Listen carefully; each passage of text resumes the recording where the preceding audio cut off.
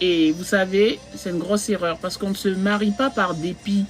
On ne se marie pas pour prouver au monde que nous sommes une femme, un homme et qu'on est respectable. Non. Parce que tu te maries avec la souffrance, pensant que la personne qui va t'épouser va guérir ton cœur. Et en fait, tu attends de cette personne des choses que tu ne verras jamais. Parce que lorsque tu te maries,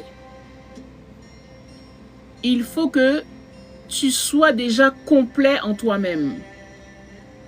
Je ne sais pas si vous arrivez à voir ce que je veux dire. Lorsque tu te maries, il faut que tu sois dans des bonnes conditions. Ça veut dire que tu as un cœur, comment on va dire, Seigneur? La façon idéale de se marier, c'est d'être pleinement soi, d'avoir été guéri des blessures de l'enfance, d'avoir été guéri de tout ce qui est rejet, souffrance, parce que tu ne te maries pas pour que ton conjoint répare tes souffrances. Parce que lui aussi, peut-être qu'il a ses souffrances. Et souvent, le mariage, ça ne passe pas parce que toi, tu as souffert et tu attends que lui, il te guérisse. Le mari aussi, s'il a souffert énormément, il attend que la femme soit son pansement.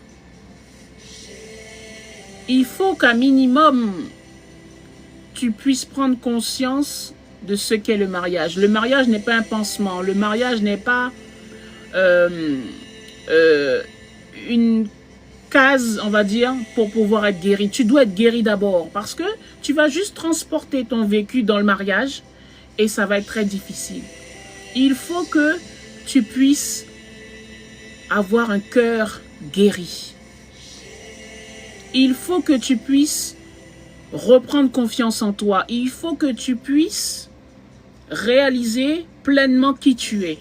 Ce n'est pas le mariage qui va faire de toi une femme accomplie.